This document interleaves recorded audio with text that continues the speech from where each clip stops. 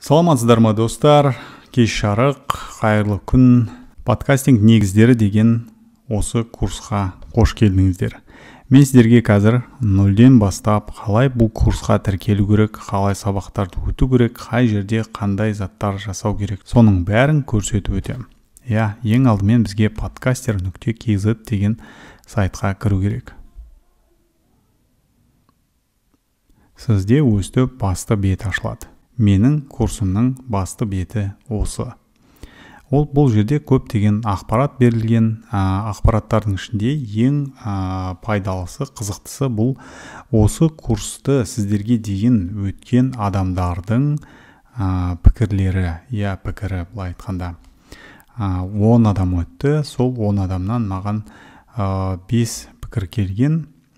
5 пікірдің бәрін мен мына жерге сыйдыра алмадым, сондықтан 4-еуі тұр.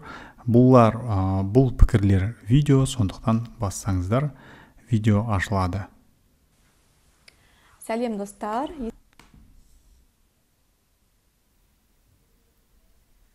Қайырлы күн достар. Деген сияқты жалпы бұның барлығы видеолар ашып қарап көрсеңіздер болады. Ары қарай мен туралы аз-маз ақпарат, содан кейін астында мына көптеген маған келіп түскен осы курс туралы қойылған сұрақтарға жауап. Ары қарай. Мына батырманы бассаңыз болады, курстың басты бетін өту үшін. Мына түбінде тұрған батырманы бассаңыз болады. Немесе сайттың ең басындағы оқуды қазір баста деген батырманы бассаңыз, сіз курстың бетіне өтесіз. Мынау осы курстың беті. Сайттың ішінде неше түрлі курстар болуы мүмкін. Әзірше осы бір курс, және бұл курс байқағаныңыздай тегін. Сіз курсқа тіркелмеген кезде сізге осы бет ашылып тұрады. Бұл жерде мына бұрышында менің подкастымның бір ақпараттары бар. Ал ары қарай қарасаңыз, осы курс туралы ақпарат, мынау сіз көріп отырған видео, осы видео. Содан кейін подкаст туралы жалпы аз-маз ақпарат. Бұл басты бірінші бетте көрсетілген ақпаратқа ұқсайды. Содан кейін сайттың кейбір жерлері ағылшын тілді екеніне мән бермеңіздер. Мен әлі сайтты толығымен қазақ тіліне аударып үлгермедім, бірақ курстың контенті түгелімен қазақ тілінде. Мына curriculum дегенді бассаңыз, бұл жерде сіз алдыда қандай сабақтар өтесіз. Жалпы сабақ жоспары ғой. Курстың жоспары. Қандай сабақтар болады, сол сабақтардың атаулары, тест болады. Және қандай тапсырмалар, солардың барлықтарының атауын көрсеңіз болады. Оның қанша ұзақтығын, тестте қанша сұрақ болады. Соның барлығы осы жерде көрсетілген. Ары қарай мен туралы аз-маз ақпарат болады мына жерде. Мына жерде осы курсты аяқтаған адамдар өздерінің пікірлерін қалдыруына болады. Осы бетте. Бағасын беріп, жалпы не ойлайды деген сияқты. Мүмкін бұл жерді алып тастаймыз, егер бізге бұл жер керек емес болса көреміз. Қазіргі кезде бізге керек батырма бұл ең соңында орналасқан. Беттің ең астында орналасқан. Enroll деп тұр. Курстың бағасы белгіленген, содан кейін enroll деп тұр. Бізге осы батырманы басу керек курсқа қосылу үшін. Егер сіз осыған дейін осы сайтқа тіркелген болсаңыз, мына жерге логин мен өзіңіздің құпия сөзіңізді жазсаңыз кіресіз. Егер де тіркелмеген болсаңыз, төменгі формада тіркелу керек. Мен тіркелейін енді.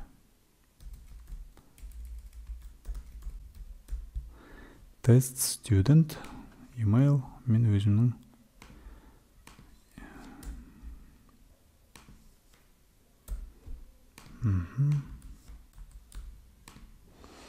өстіп, username, өзіңіздің атыңызды жазып, емейліңізді жазып, және құпия сөзіңізді жазып, сайтқа тіркелесіздер.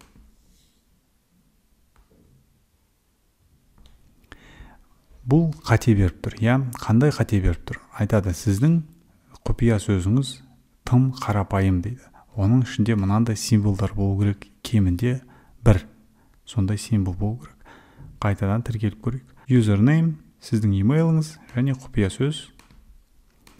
Ішіне мынандай арнайы белгілердің біреуін қосайық. Мысалы, доллар белгісін. Тіркелу. Тіркелуден өттік. Енді сіз осы курстың сайтына тіркелген қолданушысыз. Енді не істеу керек? Курс деген батырманы басасыз. Қараңыздар, мына жерде көптеген өзіңіз туралы ақпараттар қалдырсаңыз болады. Ол өз еркіңіз. Курс деген бетті басамыз. Байқасаңыздар, бағанағы батырма enroll түрінде әлі тұр. Біз тағы да басамыз. Enroll.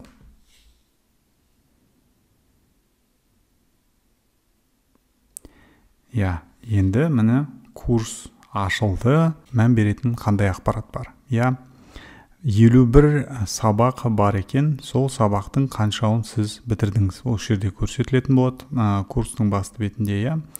Содан кейін курстың процент бойынша қанша процентін сіз өтіп үлгердіңіз? Сол осы жерде көрсетілетін болады. Мына қызыл сызықшаны көрсеңіз, осы қызыл сызықшаға жеткенде ғана сіз курстан өттім деп айта аласыз. Ол соңғы сабаққа дейін жету керек. Бұл жерде білетін тағы бір ақпарат, сабақтардың барлығы рет-ретімен ашылады. Бірінші сабақ, мысалы, мына үшінші сабақты ашу үшін екінші сабақты өту керек. Үшінші сабақты ашқан соң төртінші сабақ ашылады. Содан кейін бесінші ашылады, алтыншысы сөйтіп рет-ретімен ашылады. Бірден барлық сабақтар ашылып кетпейді. Сол жеріне мән беріңіздер. Сабақтар рет-ретімен ашылатын болады. Сонымен бірінші сабақты бастайық. Continue. Немесе мына жерден бірінші сабақты өстіп басып аша салуға болады. Достар, міне қош келдіңіздер. Сабақ өтетін беттер осы жерде. Мына жақта сабақтардың тізімі көрсетілген. Сіздің өтіп жатқан сабағыңыз өстіп міне бөлініп тұрады. Міне көріңіз, арт жағы боялған. Содан кейін мына жерде курстың басты бетіне өтуге болады, немесе мына сілтемені басу арқылы. Мына батырманы бассаңыз, мына бұрыштағы сабақтардың тізімі жоғалып кетеді. Өстіп, оны қайттан ашуға болады. Өзіңізге қалай ыңғайлы, солай өтсеңіз болады. Біздің курстың көптеген сабақтары ол аудио сабақтар. Сондықтан мынандай батырма әр сабақта өстіп кездесіп тұрады. Менің нұсқаулықтарым, сабақтарым көбісі осындай аудио түрінде. Ішінде әрине видео сабақтарда кездеседі. Ол видео сабақтардың жанында да осындай аудио сабақ кездесу мүмкін. Бұл жалпы подкастинг туралы курс болған соң аудио сабақ болғаны дұрыс сияқты. Сонымен бірінші сабақ. Сонымен сабақ бастау үшін біз не істейміз? Мына батырманы басамыз. Егер дыбысы тым қатты шыққан болса, мына батырма арқылы қатты ағырын шығуын реттеуге болады. Өзіңізге қалай ыңғайлы. Міндетті түрде бірінші сабақты өтіп болған соң телеграмдағы чатқа қосылыңыздар. Мына жерде сілтемесі берілген. Содан кейін мына төменде көрсетілген құралдарды дайындап қойыңыз. Бұл курс барысында бізге керек өте маңызды құралдар. Содан кейін сіз сабақты аяғына дейін тыңдап болды делік, тапсырманы жасады делік. Содан кейін мүмкін осы сабақтың ішінде бір зат сізге түсініксіз болып қалған шығар. Бір жерде мен қателескен шығарым мүмкін. Сол туралы ақпаратыңызды, жалпы өзіңіздің бір ойыңыз бар шығар. Сол ойыңызды сабақтың астында міне пікір үстеу деген жерде бүйтіп жазып кетсеңіз болады. Бұл сұрақ. Пікір орналастыру деп бассаңыз, сіздің пікіріңіз модерацияға кетеді. Әрине, мен модерациядан өткіземін, барлық пікірлерді тексеріп қарап отырамын. Содан кейін модерациядан өткен соң бұл пікір осы сабақтың астында жарияланады. Егер ішінде сұрақ немесе бір мәселе көтерілген болса, мен өзім жауап берем, немесе осы курсқа қатысып жатқан басқа кісілер де жауап беруіне болады. Және сіз де егер бір кісінің сұрағының жауабын біліп жатсаңыз, жауап беруден қысылмаңыз, көмектесуден де қысылмаңыз. Осындай мәселе. Содан кейін, сіз аудионы тыңдадыңыз, тапсырмасын орындадыңыз, түсіндіңіз, бәрін сұрақтарыңыз болды, оны қойдыңыз делік, иә. Сабақты жалпы меңгердіңіз. 3 минуттық сабақ екен. Содан кейін мына комплит деген батырманы басу керек. Бұл мен сабақтан өттім, сабақты түсіндім деген сөзді білдіреді, иә. Комплет деген кнопканы баспас алдында мына жерге мән беріңіз. Қазір тек қана 3 минут деген тұр, иә. Қараңыз, қазір комплет дегенді мен басамын.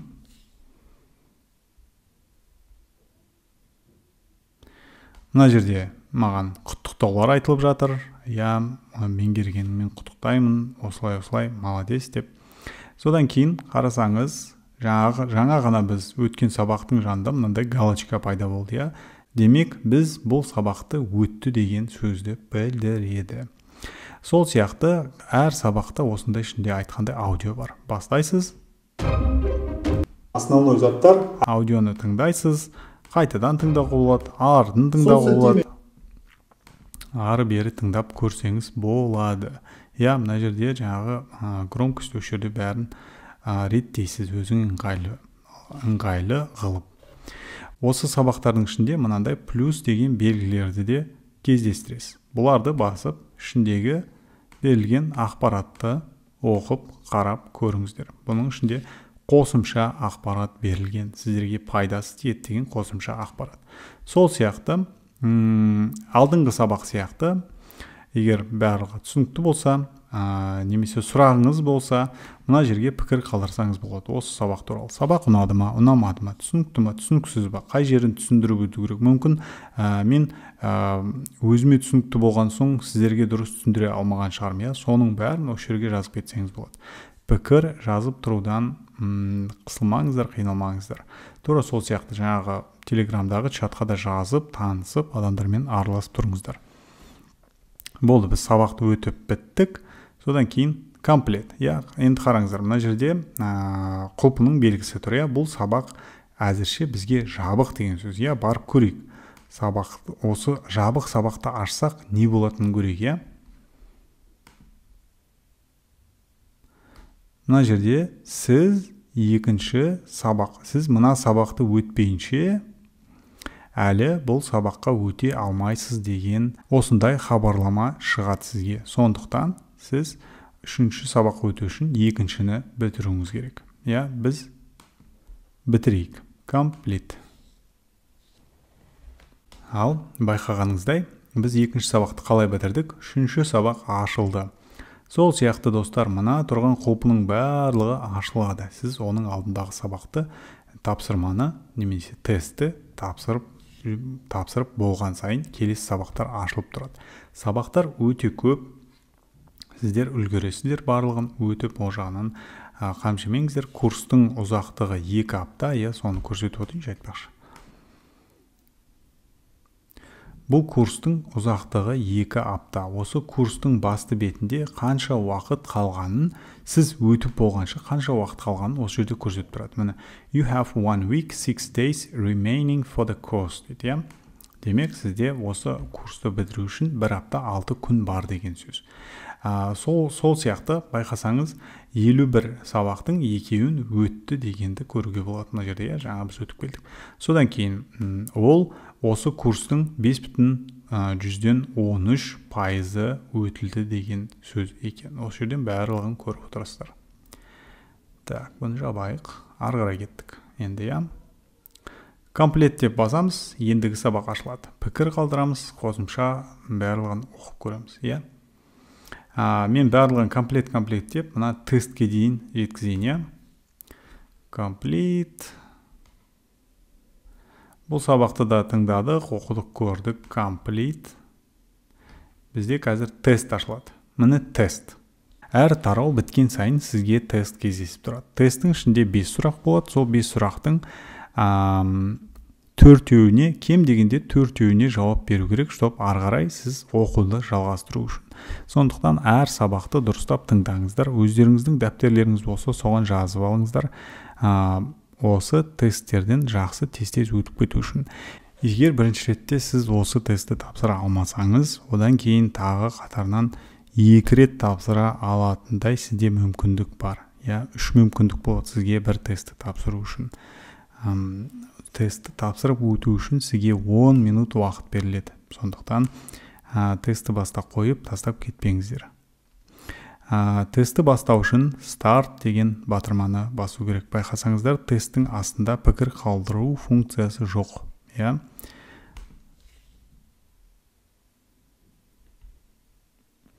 Міне, біздің тестіміз басталды. Әрине мен сіздерге дұрыс жауаптарын ешқайсысын көрсетпеймін. Мен оның орнына сіздерге тест қалай орналасқанын көрсетемін. Мына жерде қанша сұрақ бар осы тестте, сол көрсетілген. Қанша осы тестті тапсырып біту үшін сізде қанша уақыт қалды, сол көрсетілген. Содан кейін ендігі сұраққа өту батырмасы, пропустить, skip деген батырма көрсетілген. Complete, аяқтау, тест аяқтау. Әрине, егер сіз ешқандай сұраққа жауап бермей complete деп бассаңыз, ол қатеге саналады да, сіз тесттен өте алмады деген сөзді білдіреді. Сондықтан мына батырмаларға байқап басыңыздар. Мен қазір осы сұраққа жауап берейінді. Подкастинг деген не дейді? Осы алдыңғы сабақта айтылған. Подкастинг және RSS деген сабақта айтылған. Бұл тесттің жауабы, былай айтқанда. Подкастинг деген осындай зат.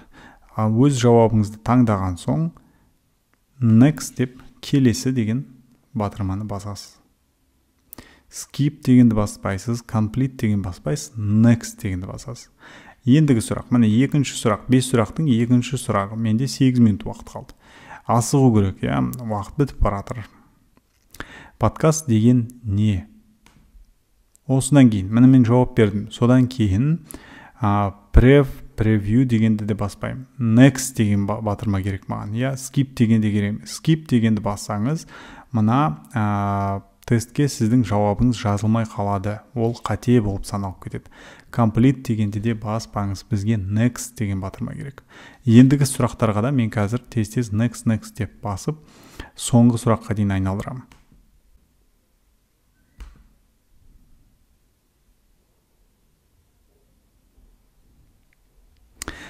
Достар, міне соңғы сұрақ, 5-ші сұрақ, 5 сұрақтың ішіндегі 5-ші сұрақ.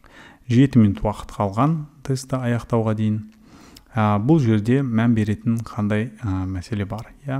Мына жерде иконканы қарасақ, бұл сұр болып тұр, біздің галочкамыз сұр болып тұр. Бұл деген тест басталды, бірақ аяқталмады деген сөз. Мен аяқтаған соң, мен өткен соң, бұл тест көкке айналады, мына алдындағы сабақтар сияқты.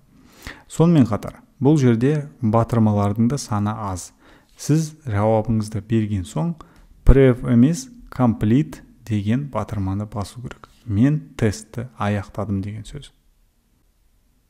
Complete. Міне достар, мен қазір ғана сіздерге тесттен қалай өту керектігін көрсеттім. Менің алған бағам 100%, 80%-дан жоғары. Егер мен 3 сұраққа дұрыс жауап бермесем, мен бұл тесттен өте алмас едім.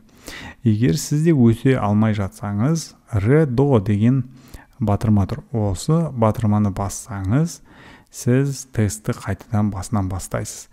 Сонымен қатар review деген батырма бар. Reviewді бассаңыз, сіз өзіңіздің тестті қайтадан көріп шығасыз, өзіңіздің жауаптарыңызбен бірге. Содан кейін ары қарай, міне next деген жерде батырма бар. Келесіде бізге бірінші тапсырма. Осы курстың ең бірінші тапсырмасы. Бұл тапсырманы сіздерге орындауға 2 күн уақыт беріледі. 2 күн ішінде осы тапсырманы орындап шығу керек. Дұрыстап барлық тапсырманың барлық жерін оқып, түсініксіз жері болса, барлығын жаңағы чаттан сұрап, менен жекеге шығып сұрап, бәрін түсініп алыңыздар. Мына жерде бәрі жазып болған. Осы сабақтың аудиосын тыңдап, берілген сұрақтарға 48 сағат ішінде жауап беру керек. Сабақтарды ары қарай жалғастыру үшін 9 балдан жоғары алу керек. Ең жоғарғы бал 12. Кеттік. тапсырманы бастау үшін төмендегі старт батырмасын басу керек дейді. Міне қазір мен старт батырмасын басамын, содан кейін мына 48 сағаттық уақыт алға жүреді. Егер сіз осы 48 сағаттық уақытта үлгермесеңіз, 12 сұраққа жауап беріп, бұл 12 сұрақ сіздің болашақ подкастыңыз туралы сұрақ. Бұл жерде қате жауап деген болмайды, жалпы бір жауап бар, ол сіздің ойыңыз. Сұрақтың саны көп, бұл сұрақтардың жауаптары бізге осы курс барысында болашақта қатты көмектеседі. Сонымен старт.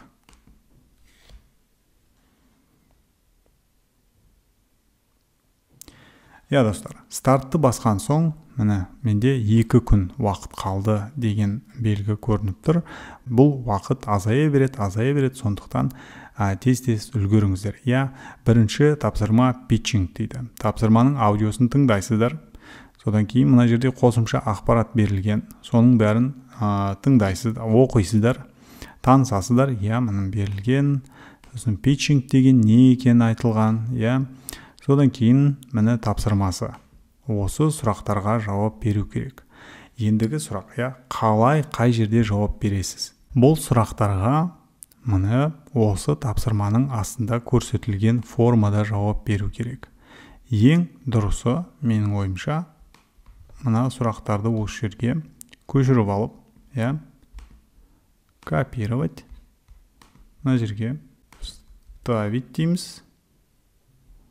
ставить дейміз де, асықпай осы жерде отырып, былай міне көліктер туралы подкаст деп. Сосын ары қарай өз сөзіңізбен подкастыңыз не туралы екенін жалпы әр сұраққа өстіп жауап беріп өтіңіздер. Жауап бересіздер.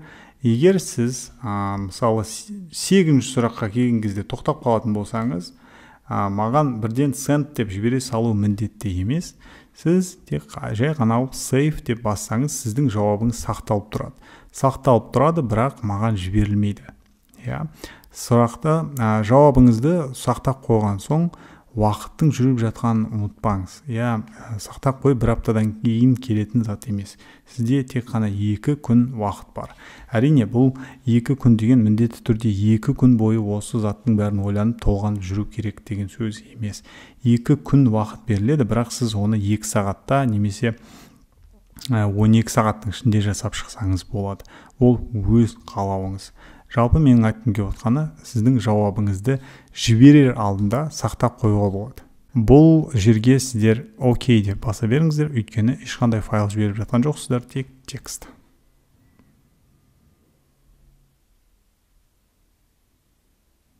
Your progress was saved. Сіздің жауаптарыңыз демек сақталып тұр деген сөз. Қазір біз алдыңғы сабаққа барып, қайтадан келіп, мынау сақталып тұр ма, жоқ па, соны білейік. Мына жерде қарасаңыз, иконкасы да өзгерген. Осы сабақтың домалақ әлі жауап беріліп жатыр деген иконкаға. Біз қазір мына подкаст идеясы деген сабаққа барайық та, қайтып келіп көрейік, біздің жауабыңыз сақталған ба, сақталмаған ба.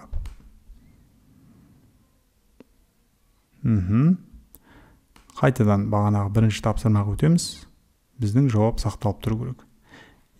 Байқағаныңыздай, сіздің жауап жазып кеткен жаңағы жауап сақтаулы. Содан кейін сіз уақыт өтіп жатыр, сіз жауап бердіңіз, болды, бәрі ұнайды сізге, жазған барын ойлап таптыңыз, барлығын жаздыңыз. Содан кейін аласызда send деп маған жібересіздер жауаптарыңызды. Сіздер жауаптарыңызды жіберген соң, мен ол жауапты тексеріп, қарап, өз бағамды, өз ойымды қосатын боламын. Сіздің подкаст идеяңызға, оны дамытуға атсалсам, көмектесем, айтатын жер болады, мүмкін қателіктер жіберілген болса, сол жерлерін сіздерге түзетуге көмектесем. Сіз точно жібергіңіз келе ме дейді.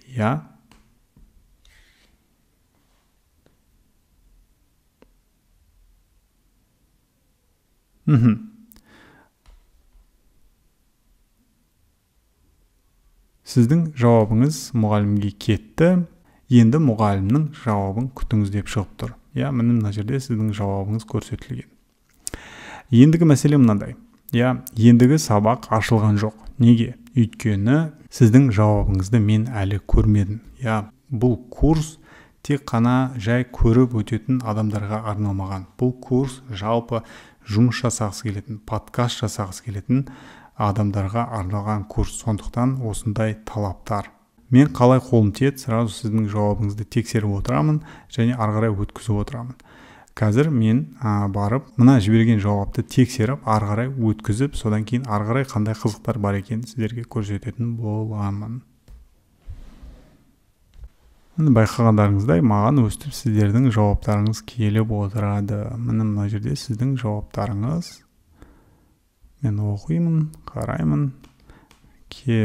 Сәйкесінше өз бағасын беріп, өз ойымды қосып, мына жерге мүмкін документ қосам, содан кейін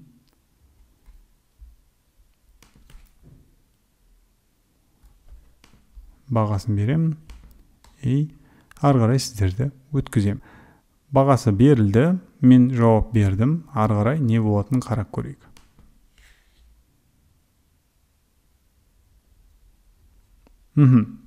Міне байқағаныңыздай, бірінші тапсырма питчинг, оның результаты 12-де 12, сіз өттіңіз деп шығып тұр.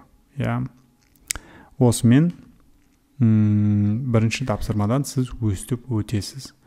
Бұл қиын болып көрінуі мүмкін, бірақ өте пайдалы әрекет. Сонымен сабағымызды ары қарай жалғастырамыз. Бірінші тапсырманы орындап болған соң, байқасаңыз, сізге ендігі сабақ ашылады. Өстіп сізге барлық сабақтар ашылып отырады.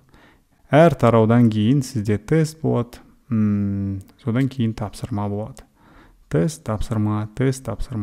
Егер түсініксіз жерлер болып жатса, айтып өткендей, пікірге жазыңыз, чатқа жазыңыздар, мен әрдайым байланыстамын. Бұл жерде атап айтып өтетін заттар. Әр тестке 10 минут уақыт беріледі. Әр тесттің 5 сұрағы болады. Әр тапсырманың өзінің уақыты болады. Міне, тест 5 сұрақ 10 минут, одан кейінгі тапсырма, екінші тапсырма аудио жазу дейді. Оған да 48 сағат уақыт берілген. Сол уақыттан шығарып алмаңыздар.